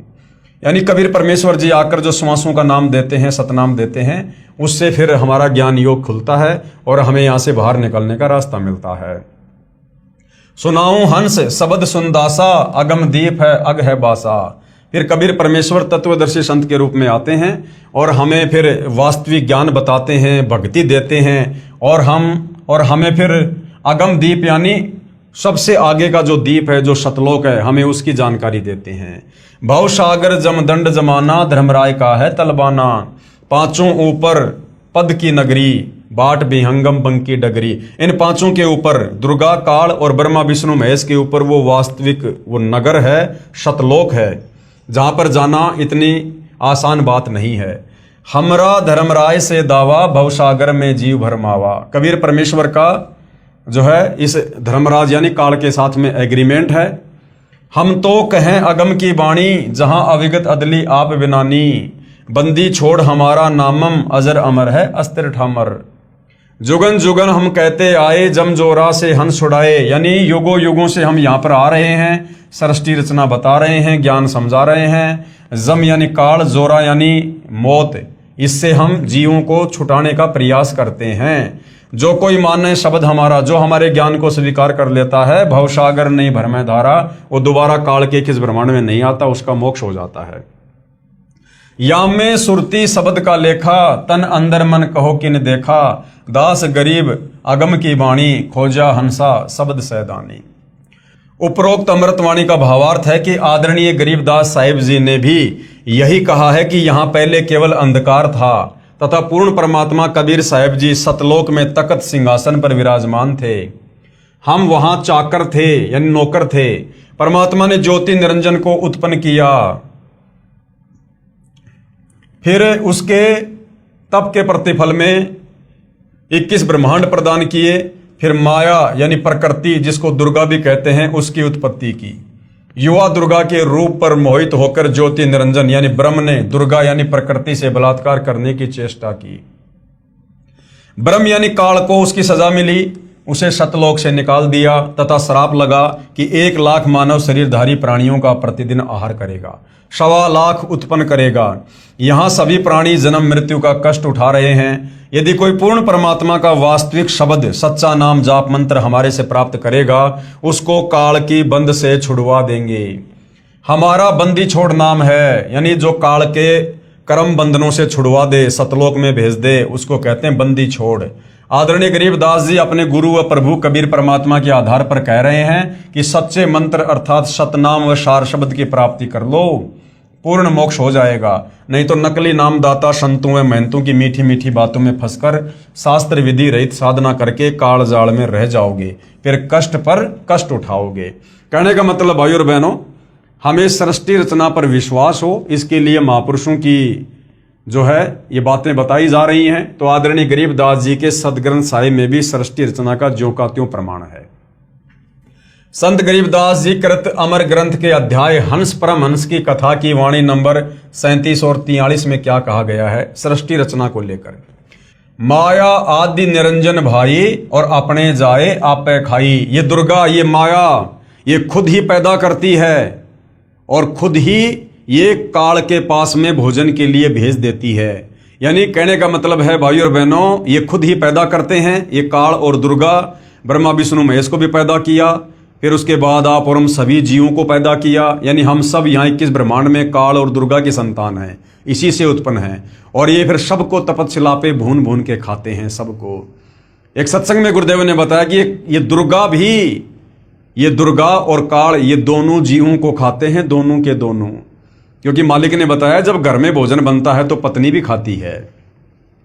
तो ये काल की 21 ब्रह्मांड की जो सृष्टि है, उसके जो घटिया नियम है, जो कर्म है, उसके बारे में बताया जा रहा है, ताकि हमारी आस्था यहाँ से हटे कि ये माया यानी दुर्गा और ये निरंजन यानी काल, ये दोनों हमें उत्पन्न करते हैं जीवों को और दोनों ही खाते हैं।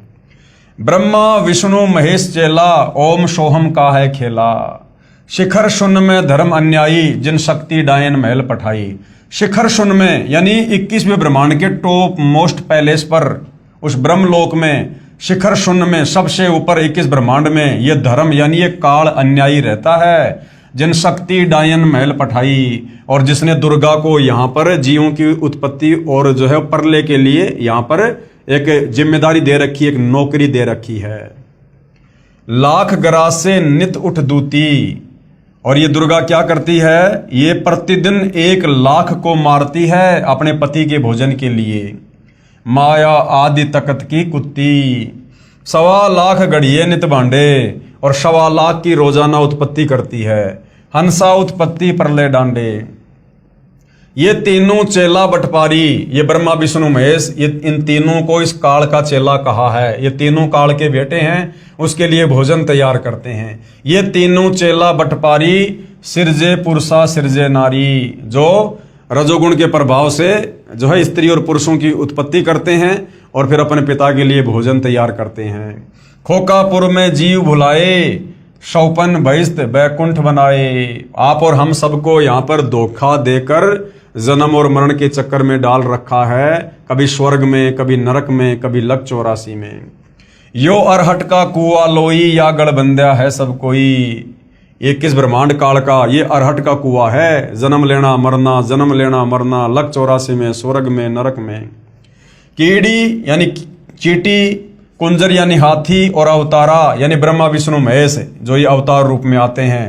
अरहट डोर बंधे कई बारा, ये काल किसी को नहीं छोड़ता है। इस अरहट की डोरी से जन्म और मरण के चक्कर में कीड़ी से लेकर हाथी और ये अवतार ब्रह्मा विष्णु महेश भी बंधे हुए हैं।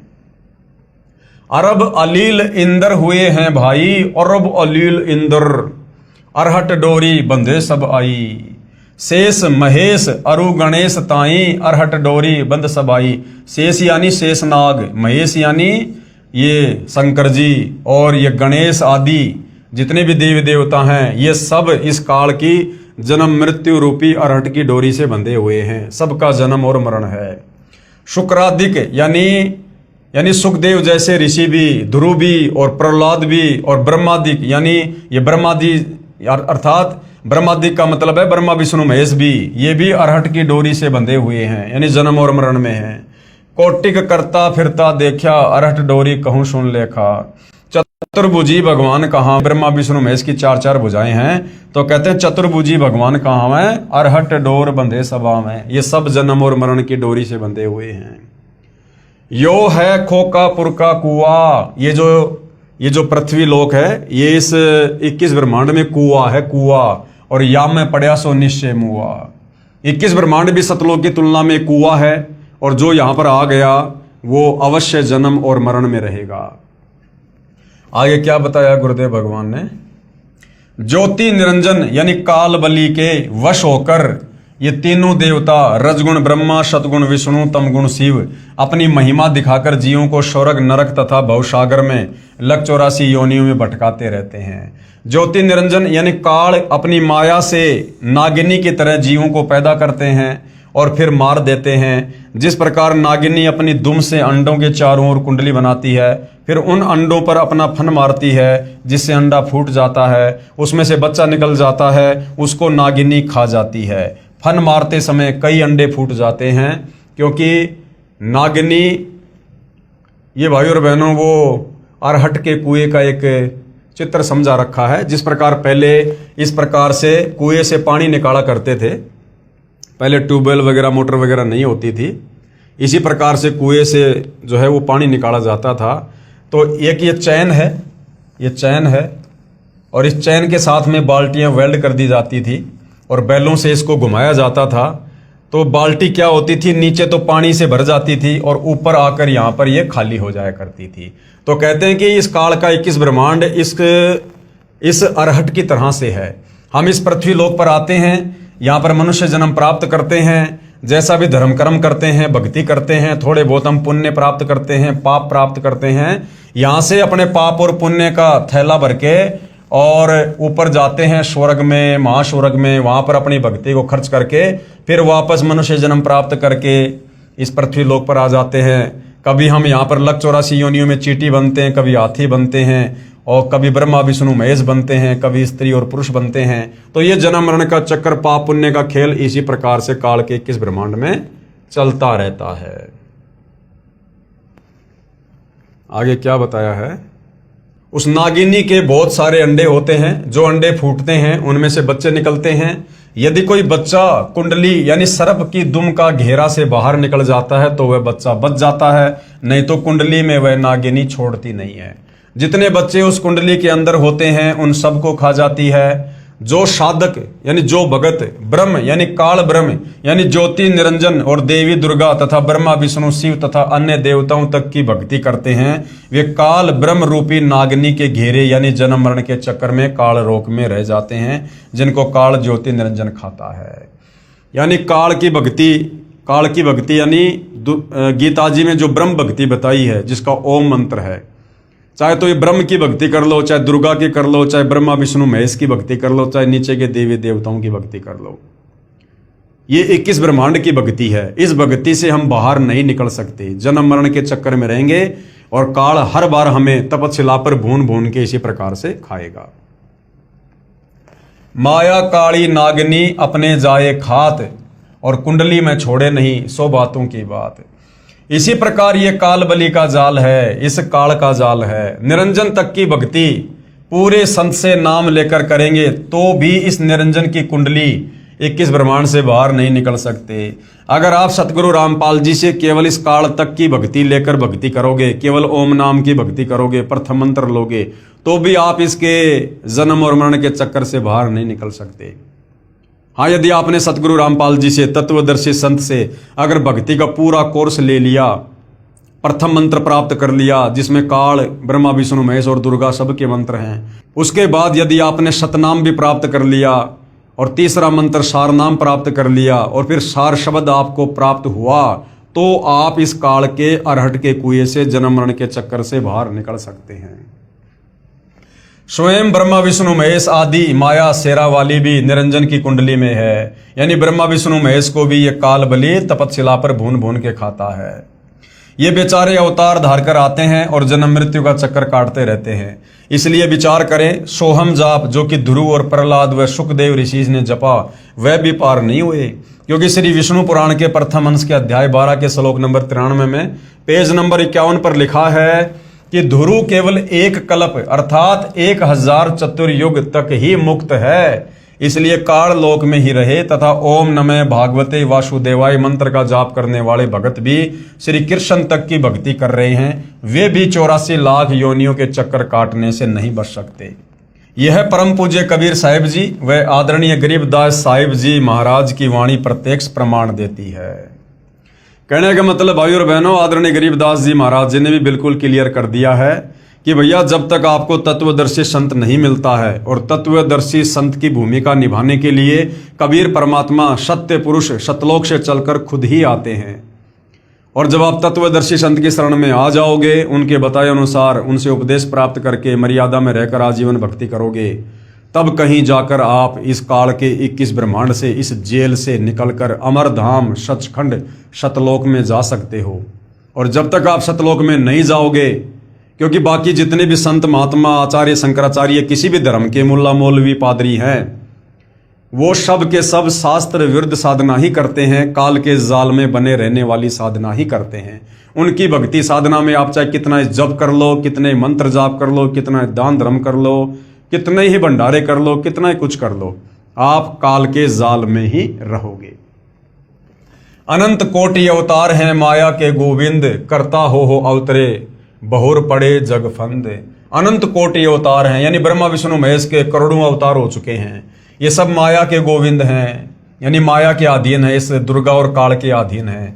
और करता हो अवतरे रामकृष्ण रूप में, ये यहाँ पर जो है ये करतार बन के आते हैं, भगवान बन के, और अंत में इनकी दुर्गति होती है, बहुर पड़े जमफंद, वापस फिर ये काल के जाल में फंसे रहते हैं। जिस प्रकार त्रेता युग में श्री रामचंद्र जी की अंत में कैसे मृत्यु हुई, वो इतने दुखी हो गए, इतने दुखी हो गए, उनकी पत्नी धरती में समा गई, उनके बच्चे उनके विरोधी हो गए, और अंत में श्री रामचंद्र जी ने सरयू नदी में आत्महत्या करनी पड़ी, जिसको हम समाधि कहते हैं कि जिंदा समाधि ले ली, जल समाधि ले ली। उन्होंने अंत में आत्महत्या करनी पड़ी दुखी होकर। तो ये काल बलि इस प्रकार से इन अवतारों की दुर्गति करता है।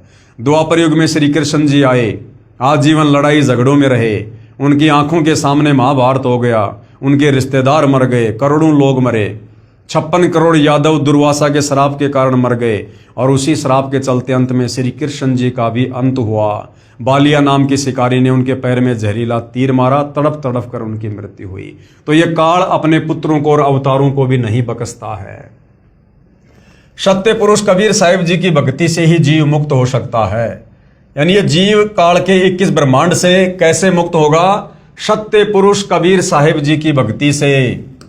सत्य पुरुष कबीर साहिब जी की भक्ति से।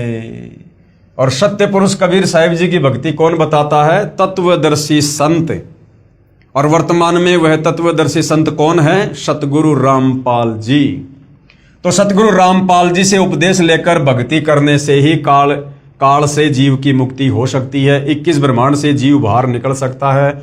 दूसरा कोई विकल्प, कोई तरीका नहीं है। जब तक जीव सतलोक में वापस नहीं चला जाएगा, तब तक काल लोक में इसी तरह कर्म करेगा और की हुई नाम व दान धर्म की कमाई स्वर्ग रूपी होटलों में समाप्त करके वापस कर्म आधार से 84 लाख प्रकार के प्राणियों के शरीर में कष्ट उठाने वाले काल लोक में चक्कर काटता रहेगा। माया यानी दुर्गा से उत्पन्न होकर करोड़ों गोविंद यानी ब्रह्मा विष्णु शिव मर चुके हैं। भगवान का अवतार बनकर आए थे, फिर कर्म बंधन में बंध कर कर्मों को भोग कर 84 लाख योनियों में चले गए। जैसे भगवान विष्णु जी को नारद का श्राप लगा, वे श्री रामचंद्र रूप में अयोध्या में आए, फिर श्री राम रूप में बाली का वध किया था। उस कर्म का दंड भोगने के लिए श्री कृष्ण जी का जन्म हुआ। फिर बाली वाली आत्मा शिकारी बना तथा अपना प्रतिशोध लिया। श्री कृष्ण जी के पैर में जहर लगा हुआ यानी विषाक्त तीर मारकर वध किया। महाराज गरीबदास जी अपनी वाणी में कहते हैं, ब्रह्मा विष्णु महेश्वर माया और धर्मराय कहिए, इन पांचों मिल परपंच बनाया वाणी हमरी लइये। इन पांचों मिल जीव अटकाए, जुगन जुगन हम आन छुटाए, बंदी छोड़ हमारा नामम अजर अमर है अस्त्र ठामम। पीर पैगंबर कुतुब ओलिया सुर नर मुनि जन ज्ञानी, और येता को तो रा ना पाया जम के बंधे प्राणी। ये जितने भी पीर पैगंबर हैं, मुसलमान धर्म में रसूल हैं, ये कुतुब ओलिया हैं, और ये सुर यानी देवता, और जितने भी साधु संत महात्मा हैं, कहते हैं इनको तो अभी तक काल के बंधन से बाहर निकलने का रास्ता नहीं मिला है। ये सब काल की डोरी से बंधे हुए हैं। धर्मराय की धूमा धामी जम पर जंग चलाऊं, जोरा को तो जान न दूंगा बांध अदल घर लाऊं। यानी जो तत्वदर्शी संत की शरण में आ जाएगा, फिर उसके ऊपर काल का किसी प्रकार से कोई अधिकार नहीं होगा। काल अकाल दोहूं को मोशूं, महाकाल सिर मुंडूं, मैं तो तकत हजूरी हुक्मी चोर खोज को ढूंढूं। मुल्ला माया मग में बैठी हंसा चुन चुन खाई, ज्योति स्वरूपी भया निरंजन मैं ही करता भाई। 87 दीप मुनीश्वर बंधे मुल्ला डोरी, एत्या में जमका तलवाना चलिए पुरुष किशोरी। मुल्ला का तो माथा दागूं सत की मोहर करूंगा, पुरुष दीप को हंस चलाऊं दरा न रोकन दूंगा। हम तो बंदी छोड़ कहावा धर्म राय है चकवे, शतलोक की सकल सुनावा वाणी हमरी अखवे। 9 लख पट्टन ऊपर खेलूं शाहदरे को रोकूं, 12 कोटि कटक सब काटूं हंस पटाऊं मोखूं। 14 भुवन गमन है मेरा जलथल में सरबंगी, खालिक खलक खलक में खालिक अविगत अचल अभंगी। अगर अलील चक्कर है मेरा जित से हम चल आए, पांचों पर परवाना मेरा बंदी छुटावन धाये। जहां ओकार निरंजन नाही ब्रह्मा विष्णु वेद नहीं जाए, जहां करता नहीं काल भगवाना काया माया पिंड ना प्राणा। 5 तत्व तीनों गुण नाही, ये सतलोक के बारे में बताया जा रहा है। और जोरा काल दीप नहीं जाही, अमर करूं सतलोक पठाऊं ताते बंदी छोड़ कहाऊं। इसका हिंदी अनुवाद गुरुदेव भगवान ने यहां पर किया है। कबीर परमेश्वर यानी कबीर देव की महिमा बताते हुए आदरणीय गरीबदास साहिब जी कह रहे हैं कि हमारे प्रभु कबीर देव बंदी छोड़ हैं। बंदी छोड़ का भावार्थ है काल की कारागार से यानी जेल से छुटवाने वाला। काल ब्रह्म के 21 ब्रह्मांडों में सभी प्राणी पापों के कारण काल के बंदी हैं। पूर्ण परमात्मा यानी कबीर देव कबीर साहिब पाप का विनाश कर देते हैं। पापों का विनाश न ब्रह्म कर सकता, न परब्रह्म कर सकता, ना ही ब्रह्मा विष्णु महेश कर सकते। केवल जैसा कर्म है उसका वैसा ही फल देते हैं। इसलिए यजुर्वेद अध्याय 5 के मंत्र 32 में लिखा है कबीर अंगारी असी, यानी कबीर परमात्मा ही पापों का नाश करता है। कबीर यानी कबीर देव कबीर परमेश्वर। अग अरी यानी पापों का शत्रु है। बम्भारी असी, बम्भारी यानी बंधनों का, अरी यानी शत्रु अर्थात बंधनों का शत्रु यानी बंदी छोड़ है। इन पांचों यानी ब्रह्मा विष्णु शिव और माया और धर्मराय से ऊपर सत्य पुरुष परमात्मा कबीर देव हैं जो सतलोक का मालिक है। से सर्व परब्रह्म ब्रह्म तथा ब्रह्मा विष्णु महेश व आदि माया नाशवान परमात्मा है। केवल कबीर परमात्मा जो सतलोक का मालिक है वही अविनाशी है। वो कभी काल में नहीं आता, कभी भी उनकी मृत्यु नहीं होती है, उनका जन्म नहीं होता है, वे स्वयंभू हैं। बाकी चाहे ब्रह्म यानी काल हो, चाहे परब्रह्म अक्षर पुरुष हो, चाहे ये ब्रह्मा विष्णु महेश हो, चाहे दुर्गा हो, इन सब का जन्म और मरण जो है लगातार जारी है। ये सब नाशवान है। महाप्रलय में ये सब तथा इनके लोक समाप्त हो जाएंगे। आम जीव से कई हजार गुना ज्यादा लंबी इनकी उम्र है, परंतु जो समय निर्धारित है वह एक दिन पूरा अवश्य होगा। इसी विषय में आदरणीय गरीबदास जी महाराज ने कहा है शिव ब्रह्मा का राज इंद्र गिनती कहाँ, चार मुक्ति बैकुंठ समझ एता लहा। शंख जुगन की जूनी उम्र बढ़धारिया, जा जननी कुर्बान सुकागज पारिया। येती उम्र बुलंद मरेगा अंतरे, सत्य सतगुरु लगे न कान न भेटे संतरे। क्या अनुवाद किया गुरुदेव ने?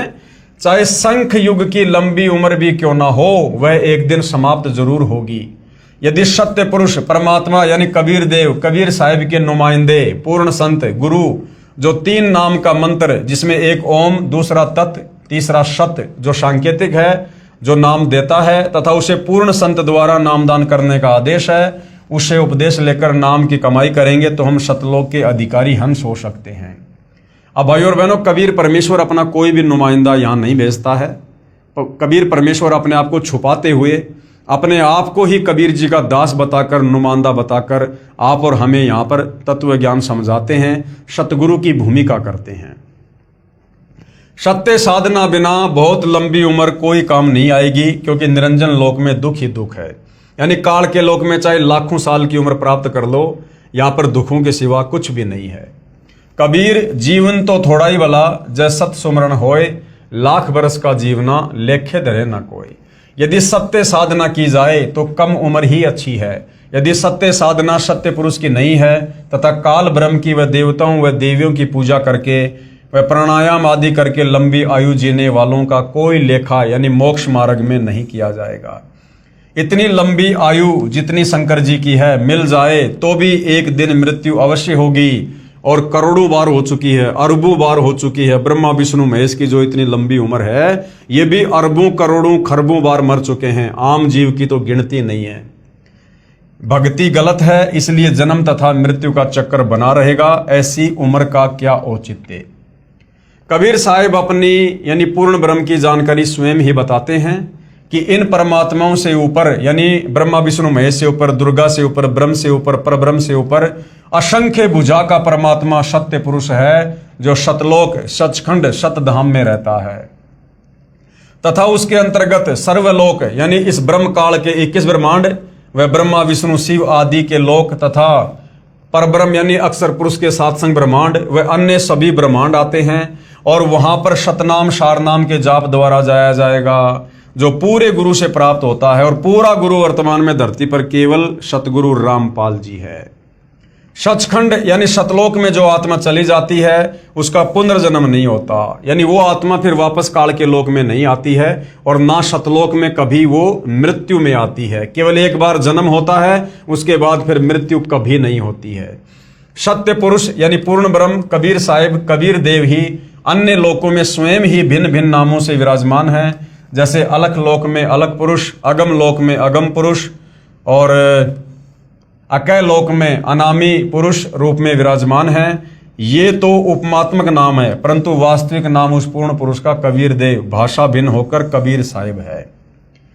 अब भाइयों और बहनों, सिख धर्म के प्रवर्तक आदरणीय नानक जी की वाणी में भी सृष्टि रचना का संकेत है, प्रमाण है। आदरणीय नानक जी की वाणी में सृष्टि रचना का प्रमाण। हम यहाँ पर नानक जी के नाम के आगे साहिब शब्द का यूज नहीं कर सकते, क्योंकि वर्तमान में भाइयों और बहनों कलयुग की बिचली पीढ़ी है, मोक्ष का प्राइम टाइम है। हालांकि नानक जी की भूमिका कबीर परमात्मा ने की थी, लेकिन हम वर्तमान में चूंकि कलयुग की बिचली पीढ़ी में हमने सतगुरु रामपाल जी को सतगुरु धारण कर लिया है, और हमारे लिए हमारे सतगुरु से बढ़कर फिर और कोई साहिब नहीं है। यदि हमने किसी और में साहिब देखा, किसी और को साहिब माना, तो फिर हम पतिव्रता पद से नीचे गिर जाते हैं। आदरणीय नानक जी की वाणी में सृष्टि रचना का संकेत। श्री नानक जी की अमृतवाणी महला 1 राग बिलावलू अंश 1 गुरु ग्रंथ साहिब पेज नंबर 839। आपे सचू किया कर जोड़ी, अंडज फोड़ी जोड़ी बिछोड़, धरती आकाश किए बैसन कहूं थाऊं, राती दिन तू किए भऊ भाऊ। ये पंजाबी है जो हिंदी में लिखी हुई है। जिन किए करी वेखण हारा, तृतीया यानी तीनों, ब्रह्मा विष्णु महेशा, देवी देव उपाय वैशा, पौन पानी अग्नि विसराऊं, ताहि निरंजन साचो नाऊं, तिसु मही मनवा रहिया लिव लाई, पर्णवती नानकू काड़ू न खाई। उपरोक्त अमृतवाणी का भावार्थ है कि सच्चे परमात्मा सत्य पुरुष ने स्वयं ही अपने हाथों से सर्व सृष्टि की रचना की, यानी अपने वचन से, अपने शब्द से। उसी ने अंडा बनाया, फिर फोड़ा तथा उसमें से ज्योति निरंजन निकला। यानी सिख धर्म के प्रवर्तक नानक जी की वाणी में भी, गुरु ग्रंथ साहिब में भी सृष्टि रचना का प्रमाण है कि ज्योति निरंजन यानी काल की उत्पत्ति सतलोक में कैसे हुई। कबीर परमात्मा ने वो अंडा बनाया, उसमें आत्मा प्रवेश करी, अक्षर पुरुष को जगाने के लिए जल में अंडा छोड़ा, अंडा 2 भाग हुआ, उसमें से जो आत्मा निकली, नानक जी कह रहे हैं वो कौन था? वो ज्योति निरंजन था, वो काल था। उसी पूर्ण परमात्मा ने सर्व प्राणियों के रहने के लिए धरती, आकाश, पवन, पानी आदि 5 तत्व रचे। अपने द्वारा रची सृष्टि का स्वयं ही साक्षी है, दूसरा कोई सही जानकारी नहीं दे सकता। यानी कबीर परमात्मा अपने द्वारा रची गई सृष्टि का खुद ही साक्षी है, क्योंकि सर्वप्रथम परमात्मा अकेले ही थे और वे स्वयं ही यहाँ इस पृथ्वी लोक पर आकर सृष्टि रचना की यथार्थ जानकारी देते हैं। तो तत्वदर्शी संत के रूप में खुद कबीर परमात्मा ही धरती पर आते हैं। फिर अंडे के फूटने से निकले निरंजन के बाद तीनों श्री ब्रह्मा जी, श्री विष्णु जी तथा श्री शिव जी की उत्पत्ति हुई, तथा अन्य देवी देवता उत्पन्न हुए, तथा अनगणित जीवों की उत्पत्ति हुई। उसके बाद अन्य देवों के जीवन चरित्र तथा अन्य ऋषियों के अनुभव के 6 शास्त्र तथा 18 पुराण बन गए। पूर्ण परमात्मा के सच्चे नाम यानी सतनाम की साधना अनन्य मन से करने से तथा गुरु मर्यादा में रहने वाले को श्री नानक जी कह रहे हैं कि काल नहीं खाता, यानी उसका मोक्ष हो जाता है। राग मारू अंश अमृतवाणी महिला 1 गुरु ग्रंथ साहिब पेज नंबर 1037। सुनहु ब्रह्मा विष्णु महेशु उपाये, सुने वर्ते जुग सपाए, ईशु पद विचारे सो जनु पूरा, तिस मिलिए भरमु चुकाईदा, शाम वेदु ऋगु जुजरू अर्थर बणु, ब्रह्म में मुख माया है त्रैगुण, ताकि कीमत कहीं न सके, को त्यूं बोले ज्यूं बुलाईदा। क्या अनुवाद किया है गुरुदेव ने? उपरोक्त अमृतवाणी का सारांश है कि जो संत पूर्ण सृष्टि रचना सुना देगा तथा बताएगा कि अंडे के 2 भाग होकर कौन निकला, जिसने फिर ब्रह्मलोक की सुन में अर्थात गुप्त स्थान पर ब्रह्मा विष्णु शिव जी की उत्पत्ति की, तथा वह परमात्मा कौन है जिसने ब्रह्म यानी काल के मुख से 4 वेदों पवित्र ऋग्वेद, यजुर्वेद, सामवेद, अर्थर्वेद को उच्चारण करवाया, वह पूर्ण परमात्मा जैसा चाहे वैसा ही प्रत्येक प्राणी से बुलवाता है। इस सर्व ज्ञान को पूर्ण बताने वाला संत मिल जाए तो उसके पास जाइए, तथा जो सभी शंकाओं का पूर्ण निवारण करता है वही पूर्ण संत अर्थात तत्वदर्शी है, जो वर्तमान में सतगुरु रामपाल जी हैं। आप अपनी किसी भी प्रकार की शंका का, जो भी आपको आध्यात्मिक शंका है, आप निसंकोच अपनी शंका का समाधान उनके सत्संग सुनकर, उनके द्वारा लिखी गई पुस्तकें पढ़ के कर सकते हैं। श्री गुरु ग्रंथ साहिब पेज नंबर 929, अमृतवाणी श्री नानक जी की, राग रामकली महला 1, दक्षिणी ओंकार। ओंकारी ब्रह्म उत्पत्ति, ओंकारू किया जिनिचित, ओंकारी शैल जुग भये, ओंकारी वेद निर्मय, ओंकारी शब्दी उदरे, ओंकारी गुरु मुखितरे, ओनम अक्षर सुनहु विचारू, ओनम अखरू त्रिभुवन सारू। क्या अनुवाद किया है गुरुदेव ने। उपरोक्त अमृतवाणी में श्री नानक जी कह रहे हैं कि ओंकार अर्थात ज्योति निरंजन काल से ब्रह्मा जी की उत्पत्ति हुई। कई युगों मस्ती मारकर ओंकार यानी ब्रह्म ने वेदों की उत्पत्ति की, जो ब्रह्मा जी को प्राप्त हुए। 3 लोक की भक्ति का केवल एक ओम मंत्र ही वास्तव में जाप करने का है। इस ओम शब्द को पूरे संत से उपदेश लेकर अर्थात गुरु धारण करके जाप करने से उद्धार होता है। विशेष श्री नानक जी ने तीनों मंत्रों ओम प्लस तत् सत का स्थान स्थान पर रहस्यात्मक विवरण दिया है। उसको केवल पूर्ण संत तत्वदर्शी संत ही समझ सकता है। यानी सतगुरु रामपाल जी ने ही गुरु ग्रंथ साहिब को देखकर पढ़कर और सिख भाइयों को समझाया है, अन्य भगत समाज को समझाया है कि आदरणीय नानक जी के द्वारा जो वाणियां बोली गई हैं, जो आगे चलकर गुरु ग्रंथ साहिब के रूप में लिपिबद्ध की गई हैं, उनमें सृष्टि रचना का ज्यों का त्यों प्रमाण है। उसको केवल पूर्ण संत तत्वदर्शी संत ही समझ सकता है, तथा तीनों मंत्रों के जाप को उपदेशी को समझाया जाता है। गुरु ग्रंथ साहिब पेज नंबर 1038, उत्तम सतगुरु पुरुष निराले, शब्दी रते हरि रस मतवाले, रिद्धि बुद्धि सिद्धि ज्ञान गुरु ते पाइये, पूरे भाग मिलाइदा, सतगुरु ते पाए बिचारा, सुन समाधि सचे घर बारा, नानक निर्मल नादू शब्द धुनि, सचू रामे नामी समाइदा। क्या अनुवाद किया गुरुदेव ने। उपरोक्त अमृतवाणी का भावार्थ है कि वास्तविक ज्ञान देने वाले सतगुरु तो निराले ही हैं। वे केवल नाम जाप को जपते हैं, अन्य हठ योग साधना नहीं बताते। यदि आपको धन दौलत पद बुद्धि या भक्ति शक्ति भी चाहिए तो वह भक्ति मार्ग का ज्ञान पूर्ण संत ही पूरा प्रदान करेगा। ऐसा पूर्ण संत बड़े भाग से ही मिलता है। वही पूर्ण संत विवरण बताएगा कि ऊपर शून्य यानी आकाश में अपना वास्तविक घर सतलोक परमेश्वर ने रच रखा है। उसमें एक वास्तविक सार नाम की धुन आवाज हो रही है। उस आनंद में अविनाशी परमेश्वर के सार शब्द से समाया जाता है, अर्थात उस वास्तविक सुखदायी स्थान में वास हो सकता है, अन्य नामों तथा अधूरे गुरुओं से नहीं हो सकता। आंशिक अमृतवाणी महला पहला श्री गुरु ग्रंथ साहिब पेज नंबर 359 और 360। शिव नगरी में आसनी बैसों कल्प त्यागी वादम, सिंडी शब्द सदा धुनि सोहे, अहि निशी पूरे नादम, हरि कीर्ति रह राशि हमारी, गुरु मुखपंथ अतीतम, सगली ज्योति हमारी समिया, नानक वर्ण अनेकम, कह नानक सुन भरतरी जोगी, पार ब्रह्म लिव एकम। उपरोक्त अमृतवाणी का भावार्थ है कि श्री नानक जी कह रहे हैं कि हे भरतरी योगी जी, आपकी साधना भगवान शिव तक है, उससे आपको शिव नगरी में स्थान मिला है, और शरीर में जो सिंगी शब्द आदि हो रहा है वह इन्हीं कमलों का है, तथा टेलीविजन की तरह प्रत्येक देव के लोक से शरीर में सुनाई दे रहा है। हम तो एक परमात्मा पार ब्रह्म अर्थात सर्व से पार जो पूर्ण परमात्मा है, अन्य किसी और एक परमात्मा में लो यानी अनन्य मन से लगन लगाते हैं। हम ऊपरी दिखावा भस्म लगाना हाथ में डंडा रखना नहीं करते।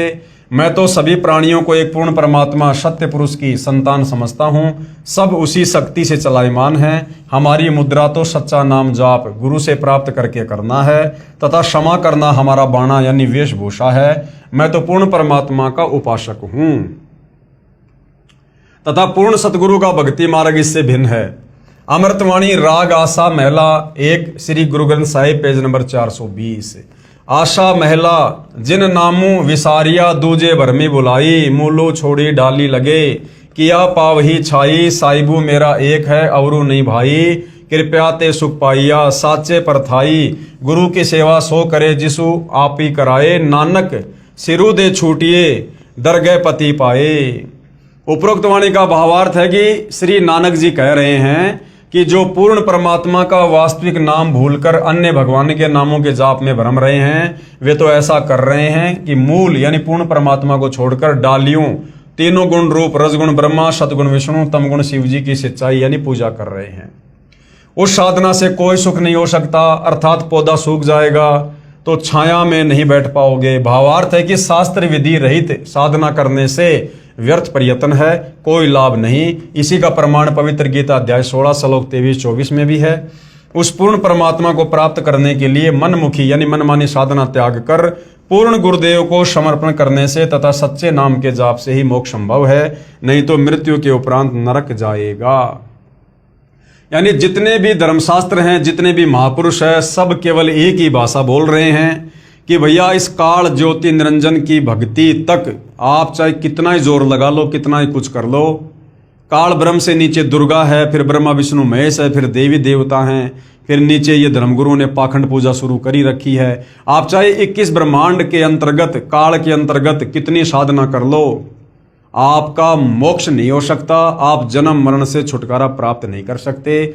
उसके लिए भैया कबीर परमात्मा समय समय पर खुद ही धरती पर तत्वदर्शी संत बनकर आते हैं, सच्चे सतगुरु बनकर आते हैं। उनसे उपदेश लेकर आजीवन मर्यादा में रहकर भक्ति करने से ही आप सतलोक जा सकते हो। श्री गुरु ग्रंथ साहिब पेज नंबर 843 844 बिलावलू महला। मैं मन चाहूं घना साची बिगासी राम मोही प्रेम प्रिय प्रभु अविनाशी राम। अविगतो हरि नाथु नाथ है तिसे भावे सोथिए कृपालु सदा दयालु दाता जिया अंदर तू जिए। मैं आधारूं तेरा तू खसमू मेरा मैं ताणू तकिया तेरो। साची सोचा सदा नानक गुरुस बदी झगरू निबेरो। उपरोक्त अमृतवाणी में श्री नानक साहिब जी कह रहे हैं कि अविनाशी पूर्ण परमात्मा नाथों का भी नाथ है, यानी भगवानों का भी भगवान है। कौन? कबीर भगवान, अर्थात देवताओं का भी देव है। सर्व प्रभुओं श्री ब्रह्मा जी, श्री विष्णु जी, श्री शिव जी तथा ब्रह्म व परब्रह्म पर भी नाथ है, यानी परमात्मा है, अर्थात स्वामी है। मैं तो सच्चे नाम को हृदय में समा चुका हूं। हे परमात्मा, सभी प्राणियों का जीवन आधार भी आप ही हो। मैं आपके आश्रित हूं, आप मेरे मालिक हो। आपने ही गुरु रूप में आकर शत भक्ति का निर्णायक ज्ञान देकर सर्व झगड़ा निपटा दिया, अर्थात सर्व शंका का समाधान कर दिया। श्री गुरु ग्रंथ साहिब पेज नंबर 721 राग तिलंग महला। एक अरज गुप्तम पेश तो दर कौन करतार। हक्का कबीर करीम तू बे परवरदिगार। कबीर परमेश्वर का नाम तक लिखा हुआ है गुरु ग्रंथ साहिब में। नानक बुगोयद जंतूरा तेरे चाकरा पखाक। उपरोक्त अमृतवाणी में स्पष्ट कर दिया है कि हे हक्का कबीर यानी सत्य कबीर, आप सत्य कबीर और कौन करतार यानी शब्द शक्ति से रचना करने वाले शब्द स्वरूपी प्रभु अर्थात सर्व सृष्टि के रचनहार हो। आप ही बेऐब यानी निर्विकार परवरदिगार सर्व के पालन करता दयालु प्रभु हो। मैं आपके दासों का भी दास हूं। कौन कह रहे हैं? नानक जी। किसको कह रहे हैं? अपने गुरु कबीर जी को, जो उनको बेई नदी पर आकर मिले थे, सचखंड दिखाया था। आगे श्री गुरु ग्रंथ साहिब पेज नंबर 24 राग श्री महला। तेरा एक नाम तारे संसार मैं एह आस एहो आधार। नानक नीच कह विचार धानक रूप रहा करतार। उपरोक्त अमृतवाणी में प्रमाण किया है कि जो काशी में धानक यानी जुलाहा है, यही करतार है, कुल का सृजनहार है। अति आधीन होकर श्री नानक साहिब जी कह रहे हैं कि मैं सत्य कह रहा हूं कि यह धानक अर्थात कबीर जुलाहा ही पूर्ण ब्रह्म सत्य पुरुष है। विशेष उपरोक्त परमाणु के सांकेतिक ज्ञान से प्रमाणित हुआ। सृष्टि रचना कैसे हुई? पूर्ण परमात्मा की प्राप्ति करनी चाहिए, जो पूर्ण संत से नाम लेकर ही संभव है। उसके बाद भाई और बहनों, अन्य संतों द्वारा सृष्टि रचना की दंत कथा यानी तत्वदर्शी संत के अलावा सृष्टि रचना के विषय में सही जानकारी अन्य कोई भी धर्मगुरु नहीं दे सकता, चाहे उसकी कितनी महिमा हो, चाहे कितने करोड़ों में उसके फॉलोवर हों। तो बाकी जो ये निरंकारी पंथ है, धन धन सतगुरु पंथ है, इन पंथों के गुरुओं ने भी सृष्टि रचना के विषय में बताया है, परंतु आधी अधूरी जानकारी है, दंत कथा। अन्य संतों द्वारा जो सृष्टि रचना का ज्ञान बताया है वह कैसा है? सृष्टि रचना के विषय में राधा स्वामी पंथ के संतों के व धन धन सतगुरु पंथ के संत के विचार। पवित्र पुस्तक जीवन चरित्र परम संत बाबा जयमल सिंह जी महाराज, पेज नंबर 102-103 से सृष्टि की रचना, सावन कृपाल पब्लिकेशन, दिल्ली। पहले सतगुरु यानी पहले सतपुरुष निराकार था, फिर आकार में आया तो ऊपर के 3 निर्मल मंडल सतलोक, अलखलोक, अगमलोक बन गया तथा प्रकाश तथा मंडलों का नाद बन गया। आदि अधूरी सी जानकारी है, गोल मटोल बात। पवित्र पुस्तक सार वचन, प्रकाशक हैं राधा स्वामी सत्संग सभा, दयाल बाग, आगरा। सृष्टि की रचना, पेज नंबर 8। प्रथम धुंधुकार था, उसमें पुरुष शून्य समाधि में थे जब कुछ रचना नहीं हुई थी। फिर जब मौज हुई तब शब्द प्रकट हुआ और उससे सब रचना हुई। पहले सतलोक और फिर सत्य पुरुष की कला से 3 लोक और सब विस्तार हुआ। यह ज्ञान तो ऐसा है जैसे एक समय कोई बच्चा नौकरी लगने के लिए साक्षात्कार यानी इंटरव्यू के लिए गया।